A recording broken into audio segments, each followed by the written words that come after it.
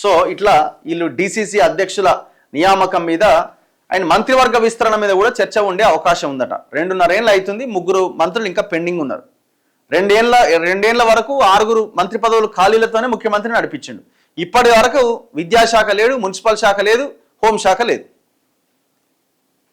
హోంశాఖ అన్అఫీషియల్గా వేం నరేందర్ రెడ్డికి అప్పచెప్పిండు, మరి విద్యాశాఖ ఎవరికి అప్పచెప్పిండు?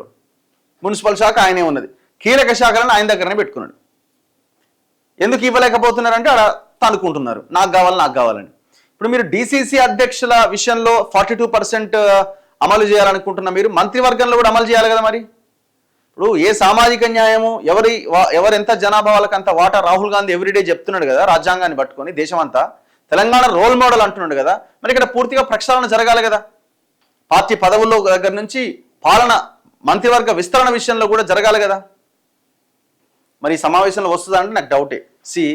ఇప్పుడు నెక్స్ట్ రాబోయేది జూబ్లీహిల్స్ బై ఎలక్షన్ ఉంది, అప్పటి వరకు నిర్ణయాలు ఉండయి. అయిపోయిందా? అది అయిపోగానే ఇప్పుడు వీళ్ళు మీటింగ్ పోయి ఏం డిసైడ్ చేసి ఏం రారు. ఇప్పుడు ఆ లిస్ట్ కూడా ఏమి అనౌన్స్ కాదు, ఎందుకంటే జూబ్లీహిల్స్ బై ఎలక్షన్ ఉంది, అది చాలా కీలకం వీళ్ళకి. దాన్ని బట్టే రేపు లోకల్ బాడీ ఎలక్షన్స్ ఎంత తొందరగా ఎంత ఆలస్యంగా పెట్టాలి అన్నది ఆలోచన చేస్తారు. సో కాబట్టి November 14th లోపుగా ఎలాంటి నిర్ణయాలు ఉండయి, వెరీ క్లియర్. దాని తర్వాత లోకల్ బాడీ ఎలక్షన్స్ పెట్టాలి అని అనుకున్నప్పుడు ఇమీడియట్గా అప్పుడు కూడా ఈ నిర్ణయాలు ఉండవు, ఎందుకంటే మళ్ళీ అంతా కంప అవుతుంది.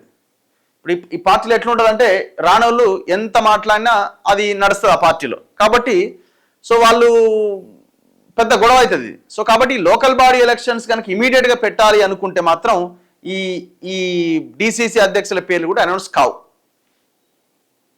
ఒకవేళ ఆలస్యం జరుగుతుంది అనుకున్నప్పుడు ఏమైనా ప్రకటించవచ్చు, చెప్పలేం. నేను అనుకుంటున్నా ఇప్పట్లో ఆ డెసిషన్స్ వచ్చి మొత్తం అంతా ప్రకటిస్తారని అయితే నేను అనుకుంటలేను.